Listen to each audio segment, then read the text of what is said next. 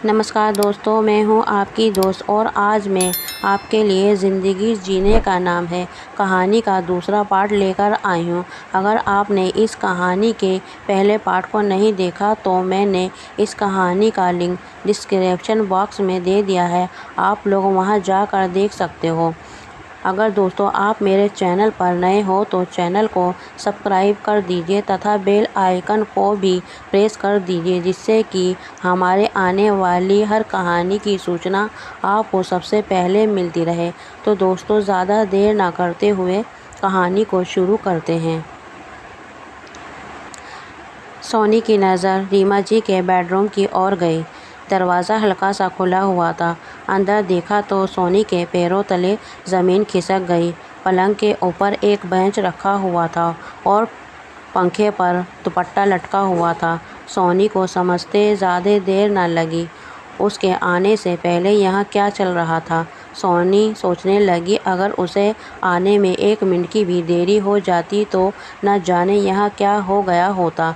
सोनी वापस सोफे पर आकर बैठ गई और थोड़ी देर के लिए चुन्ने में निहारने लगी। उस दौरान एक सन्नाटा सा छा गया पूरे घर में। फिर उस सन्नाटे को तोड़ती हुई सोनी की कांपती हुई आवाज़ आई, आपके पति कब लौटते हैं काम से? रीमा जी बोली, अरे वे तो रात को लेट ही आते हैं, कभी कभी रात के 12 भी बज जाते हैं। आजकल ऑफिस में बहुत ज़्यादा ही बिज़ी रहते हैं। सोनी बोली, तो ठीक है, आप मेरे साथ मेरे घर पर चलिए। आपके पति आएंगे तो आप वापस आ जाना, मैं आपको अकेले नहीं छोड़ सकती हूँ, सोनी ने कहा। तो रीमा जी बोली, अरे मैं तो बहुत समय से अकेली रहती हूँ, अब तो शायद थक गई हूँ। बेटा बहू अपनी ज़िंदगी में मस्त हैं। पति के लिए तो मेरी इच्छा न कल कोई मायने रखती थी और ना ही आज रखती है। ये घर मेरे पति के हिसाब से ही चलता है। बेटे के घर में बहू का राज है। मैं के जाती हूँ तो वहाँ अब वह घर अब भाभीियों का हो चुका है। मुझे समझ नहीं आता कि आखिर मेरा घर कौन सा है, क्योंकि इस घर में तो मेरे पति की इजाज़त के बगैर एक पत्ता भी नहीं हिल सकता। अगर उनके आने से पहले मैंने ये खिड़कियाँ बंद नहीं की तो घर में तूफ़ान आ जाएगा। सोनी को ये बात सुनकर दिल ही दहल गया। वह सोचने लगी कि अगर रीमा की जगह वह समय होती तो शायद उनकी भी यही हालत होती। चलो भाभी जी, आज इन खिड़कियों से ही शुरुआत करते हैं। रीमा बोली, क्या मतलब? मतलब ये कि आज आप खिड़कियाँ बंद मत करना और आपके पति बंद करने लगे तो उन्हें कह देना कि मुझे ऐसा ही अच्छा लगता है। कभी कभी थोड़ा सा विरोध भी कर लेना चाहिए, क्योंकि अगर ऐसा होता है कि हम अपनी बात किसी के सामने नहीं रख पाते और दूसरे की इच्छा पूरी करने के लिए हम खुद की इच्छाओं को महत्व नहीं देना ही छोड़ देते हैं और सामने वाला समझता है कि हमारी भी वही इच्छा है। इतने वर्षों में आपने कभी अपने पति को ना नहीं कहा, तभी तो आपके जीवन का हर पहलू उनके अधिकार क्षेत्र में आ गया। उनकी इच्छा के बिना आप इस घर की एक खिड़की तक नहीं खोल सकती हैं, खुलकर सांस नहीं ले सकती। अरे आप एक जीवित इंसान हैं, कोई मृत शरीर नहीं। यदि आपकी सांस घुटती है तो विरोध भी आपको ही करना पड़ेगा, भले ही इस कारण आपके अपने पति से कहा सुनी हो जाए। लेकिन ये भी सच है कि कभी कभी शांति पाने के लिए अशांति भी सहन करनी पड़ती है। उन्हें बताओ कि आपकी इच्छा क्या है। इस बात के लिए अपनी ज़िंदगी समाप्त करने का मत सोचो, सोनी बोली। तो रीमा बड़ी हैरानी से उसका चेहरा देखने लगी। सोनी की बात उसे सही लग रही थी। फिर सोनी बोली, भाभी जी, घर में जो बेकार सामान पड़ा है वह उसे निकाल कर क्यों नहीं फेंक देती हो? आप मालिक हो अपने घर की, जैसा चाहती हो अपने घर को वैसा सजाओ। फिर रीमा बोली, चाहती तो मैं भी ऐसा ही हूँ। लेकिन सोनी बोली, लेकिन क्या? आदमियों को अपने घर में कुछ ही घंटे गुजारने होते हैं, जबकि औरतें उस घर में 24 घंटा रहती हैं। तो आप ही बताइए, घर में किसकी मर्जी चलनी चाहिए? सोनी की ये बात सुनकर रीमा के चेहरे पर एक चमक आ गई। फिर सोनी बोली, भाई साहब तो देर से आएंगे और आजकल मेरे पति भी किसी काम से दूर शहर गए हुए हैं और बच्चे दूसरे शहर में नौकरी कर रहे हैं। मैं अपने घर में अकेली हूँ, तो आप मेरे साथ चलिए। सोनी का आग्रह सुनकर रीमा जी कुछ असहज हो गईं। तो सोनी बोली, अरे आप चिंता क्यों करती हैं, फ़ोन करके बता देंगे आपके पति को आप मेरे घर पर हैं। जब वो लौटेंगे तो आप उनके साथ वापस आ जाना। रीमा ने लाख मना किया, लेकिन सोनी नहीं मानी और उनका हाथ पकड़कर अपने साथ अपने घर ले आई। रीमा जी ने देखा कि उसने अपने घर को बहुत अच्छे तरीके से सजाया हुआ था। देखकर एक सुकून सा मिला उन्हें। वो दोनों ड्राइंग रूम में बैठ गईं। फिर सोनी बोली, क्यों ना आज खाना बाहर से ऑर्डर किया जाए, कभी कभी परिवर्तन भी ज़रूरी होता है। ऐसा कहते हुए सोनी ने अपना फ़ोन उठाकर खाना ऑर्डर कर दिया। अब तक रीमा भी कुछ सहज हो चुकी थी। रीमा अपने जीवन की परेशानियों को भूलकर अपनी बचपन की बातें सोनी के साथ साझा करने लगी। लेकिन रह रहकर सोनी के मन में एक ही ख्याल आ रहा था कि अगर वे उस समय उसके घर पर ना गई होती तो अब तक रीमा जी अपने जीवन की लीला समाप्त कर चुकी होती और उनके परिवार वालों को वे एक शव के रूप में ही मिलती। उसके बाद एक पल के लिए भी सोनी ने उन्हें अकेला नहीं छोड़ा। रात के 11 बजे रीमा जी के पति घर पर आए तो उन्होंने सोनी के घर की बेल बजा दी। लेकिन सोनी अजीब सी कश्मकश में थी। क्या उसको रीमा की इस हरकत के बारे में उसके पति को बता देना चाहिए या नहीं? आखिर कैसे समझाए उसके पति को कि रीमा के मन में क्या कुछ चल रहा है? चाहते हुए भी वे इस मामले से आंख नहीं मूंद पा रही थी। आखिर किसी की जिंदगी का सवाल था। अगले दिन सोनी ने सोचा कि एक बार रीमा जी को फ़ोन करके उनका हालचाल पूछ लूं। 2-3 बार फ़ोन करने के बाद भी रीमा ने कॉल नहीं उठाया। सोनी का माथा ठनका। किसी अनहोनी की आशंका सोचकर सोनी की सांसें तेज होने लगी। अनन-फनन में उसने अपने घर का ताला लगाया और जल्दी से बाहर आकर रीमा जी के घर की बेल बजा दी। लेकिन कोई बाहर नहीं आया तो उस सोनी ने 2-3 बार फिर से बेल बजाई। घबराहट के कारण वे पसीने से तरबतर हुए जा रही थी। तभी प्रकाश जी बाहर आए और दरवाज़ा खोला। सोनी बोले, अरे भाई साहब, आपको इस तरह डिस्टर्ब करने के लिए माफ़ी चाहती हूँ, लेकिन आप फ़ोन क्यों नहीं उठाते? पता है मुझे कितनी चिंता हो गई थी। भाभी जी कहाँ हैं, ठीक तो है ना? वे एक ही सांस में सोनी ने सब कुछ बोल दिया। तो प्रकाश जी हैरानी से बोले, क्यों, क्या हुआ? रीमा को वे तो बस रात को नींद नहीं आई थी, इसलिए नींद की गोली देकर उसे सुलाया है।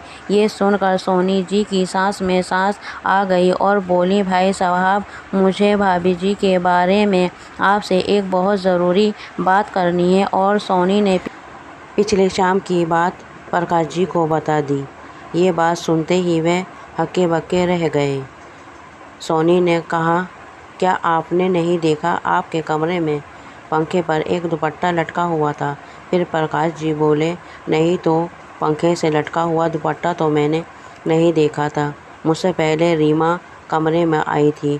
हाँ, पलंग पर एक बेंच ज़रूर पड़ा हुआ था और मैंने रीमा से इस बारे में पूछा था तो उसने कहा कि ऊपर वाली अलमारी से कुछ कपड़े निकालने थे, इसलिए बेंच कमरे में लेकर आई थी। लेकिन मुझे हैरानी तो इस बात की हुई कि अलमारी से कपड़े निकालने के लिए बेंच को पलंग पर रखने की क्या ज़रूरत थी? हे भगवान, क्या हो गया है इसे? मैं तो परेशान हो गया हूँ। प्रकाश जी धम से सोफे पर बैठ गए तो सोनी बोली, एक बात कहूँ, आप बुरा न माने तो आप अपनी पत्नी को उनकी मर्ज़ी से जीने दीजिए। जैसा उनका दिल करता है वैसे उन्हें रहने दीजिए। फिर प्रकाश जी बोले, लेकिन मैंने तो उसे कभी किसी बात को मना नहीं किया है। महंगी साड़ियाँ, गहने, सुविधा का हर सामान तो है इसके पास। तभी यहाँ इधर विधर देखते हुए सोनी बोली, ये खिड़कियाँ कल मैंने ही खुलवाई थी और आते ही आपने सबसे पहले इन्हें ही बंद किया होगा। ये सुनकर प्रकाश जी कुछ सकपका गए और फिर बोले, हाँ दरअसल खुली खिड़कियों से पूरा घर दिखाई देता है, इसलिए मैंने। फिर सोनी बोली, अरे समझने की कोशिश कीजिए, आपकी पत्नी का इस घर में दम क्यों घुटता है? जिंदा इंसान है वे, जिसे ताज़ा हवा की ज़रूरत है। नींद की दवाई पिलाकर सुलाने की बजाय उसे वह सब करने दीजिए जिससे उसे खुशी मिलती है। अपनी पत्नी के मालिक बनने की बजाय अपनी पत्नी का साथी बनने की कोशिश कीजिए।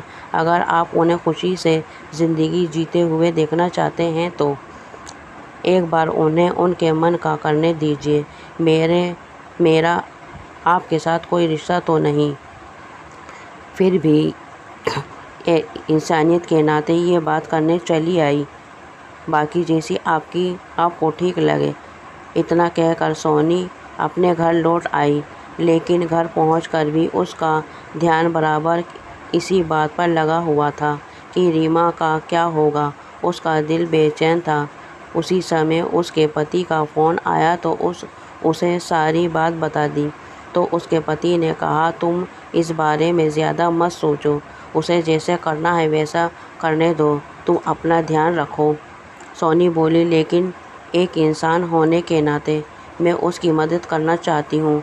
अगर उन्होंने कोई गलत कदम उठा लिया तो मैं जीवन भर अपने आप को कभी माफ़ नहीं कर पाऊँगी। फिर उसके पति ने कहा, अच्छा जैसा तुम्हारा मन करे तुम वैसा ही करो, अब मैं फ़ोन रखता हूँ। ऐसा कहकर उसने फ़ोन रख दिया। इधर जैसे ही सोनी ने फ़ोन रखा, प्रकाश जी का फ़ोन आ गया। वे बोले, मेरी पत्नी का ख्याल रखने के लिए आपका शुक्रिया, आप मेरी बहन जैसी हैं। क्या आपसे मैं कुछ मांग सकता हूँ? जी कहिए, सोनी ने कहा। तो प्रकाश जी बोले, क्या आप आज के दिन रीमा के साथ रह सकती हैं? आज मुझे बहुत ज़रूरी काम से बाहर जाना है। वह जिस हाल में है उसे अकेला छोड़कर जाना ठीक नहीं होगा। तभी सोनी बोली, अरे ये भी कोई पूछने वाली बात है। अब तो हम दोनों सहेलियां बन चुकी हैं। भाभी के साथ तो मेरा भी दिल लगा रहेगा। आप जाते हुए उन्हें यहाँ छोड़ जाइएगा। थोड़ी देर बाद रीमा जी सोनी के घर पर आ गईं तो सोनी बोली, अरे भाभी जी नाश्ता किया या नहीं आपने? तो रीमा बोली, अरे सोनी तुम यकीन नहीं करोगे, आज मेरे पति ने मेरे लिए नाश्ता बनाया था और हम दोनों ने एक साथ बैठकर नाश्ता किया। रीमा के चेहरे पर मुस्कान देखकर सोनी को बहुत खुशी मिली और फिर बोली, अच्छा तो आज पति देव के साथ नाश्ता करके आई हैं आप, तभी तो चेहरा गुलाब की तरह खिला हुआ है आपका। सोनी की बात सुनकर रीमा जी मुस्कुरा उठी। तभी सोनी बोली, हाँ ऐसे ही मुस्कुराते रहा कीजिए, बहुत अच्छी लगती हैं आप। तो रीमा जी बोली, सोनी तुम्हारे घर में आकर मुझे एक खुलेपन का एहसास होता है। कितने करीने से सजाया है तुमने हर घर में अपने हर चीज़ को। मेरे घर में सामान बहुत ज़्यादा है ना, इसलिए भरा भरा सा लगता है। तो भाभी जी देर किस बात की है, आपके घर में भी बदलाव कर देते हैं। जितना भी पुराना बेकार सामान है वे निकाल कर कबाड़ी वाले को बेच देते हैं। इससे आपका घर भी खुला खुला हो जाएगा और नया सामान की जगह भी बन पाएगी। आप अपनी पसंद से अपने घर के लिए सामान खरीद कर लाइएगा। कल से ही शुरुआत करते हैं। लेकिन सोनी, कल तो मेरे पति 3-4 दिन के लिए बाहर जा रहे हैं, इसीलिए मुझे भी उनके साथ जाना होगा। अरे ये क्या बात हुई भाभी जी, वे तो अपने ऑफिस का काम करेंगे, लेकिन वहाँ आप क्या करेंगी? सोनी ने पूछा। तो रीमा जी बोली, जाने का मन तो मेरा भी नहीं है, लेकिन क्या भाभी जी, आप यहीं रहिए, मेरे पति भी बाहर हैं, हम एक साथ अच्छा समय बिताएंगे। वे तो ठीक है, लेकिन कहते हुए रीमा कुछ सोचने लगी तो सोनी बोली, अरे भाई साहब से बात करके तो देखिए, वे ज़रूर मान जाएंगे। इस बात पर रीमा सहमत हो गई। अगले दिन प्रकाश जी रीमा को सोनी के जिम्मे छोड़कर कुछ दिनों के लिए बाहर चले गए। सोनी के कहने पर दोनों सहेलियों ने मिलकर सफाई का अभियान शुरू कर दिया और जितना भी टूटा फूटा सामान था वे सब बाहर निकाल दिया। सोनी कबाड़ी वाले को बुलाने लगी तो रीमा कुछ उलझन में पड़ गई और बोली, अगर उन्हें पता चल गया कि सारा सामान मैंने कबाड़ी वाले को दे दिया है तो फिर। सोनी बोली, अरे भाभी जी कैसी बात कर रही हैं। घर का पुराना सामान निकालने से पहले भी क्या आपको अपने पति की परमिशन लेने की ज़रूरत है? एक बात अपने मन में बिठा लो कि ये घर आपका है, आप इस घर की मालकिन हो। अरे अपनी इच्छाओं को महत्व देना कब शुरू करेंगी आप? सोनी के इतना कहने पर ही रीमा जी बोली, कैसे जीऊँ अपनी इच्छा से? सोनी, पहले मुझ पर मेरी सास की मर्जी चलती थी, अब तो पति के कहे अनुसार चलती हूँ और कल शायद मुझे बहू के मन मुताबिक जीना पड़ेगा। अपनी मर्जी से जीने के लिए तो शायद अगले जन्म का इंतज़ार करना पड़ेगा। फिर सोनी बोली, अपने वर्तमान पर ध्यान दो, अपने जितने भी शौक़ हैं, जो भी इच्छाएं हैं अभी पूरी करो। तुम भी ना सोनी, इस उम्र में अपने शौक़ पूरे करूं? हाँ तो क्या हुआ, आपकी उम्र को, और वैसे भी शौक़ पूरे करने की कोई उम्र नहीं होती। आप अपने पति को उनके काम तक ही सीमित रहने दो और घर के फैसले आप खुद ले लो। और अगर भाई साहब आपसे कुछ कहें तो इल्ज़ाम मुझ पर लगा देना कि मैंने कहा था ये सब करने को।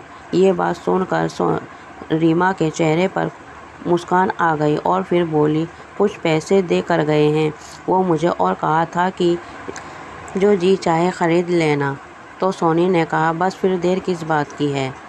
रीमा जी ने सारा पुराना सामान बेच दिया और फिर बाज़ार जाकर नए पर्दे, सुंदर चादरें और कुछ सजावट का सामान भी खरीद लाई। फिर रीमा ने बड़ी उत्सुकता से घर की सजावट की और 2-3 दिन के भीतर ही वह घर उनके सपनों के घर में तब्दील हो गया। जो रीमा आज उदास और मायूस रहती थी अब मुस्कुराने लगी थी। इसके बाद भी उनके पास काफ़ी पैसे बच गए थे तो अपने लिए भी एक सूट खरीद लाईं। मन के किसी कोने में एक डर भी था कि जब उनके पति घर पर आएंगे तो कहीं नाराज़ तो नहीं होंगे।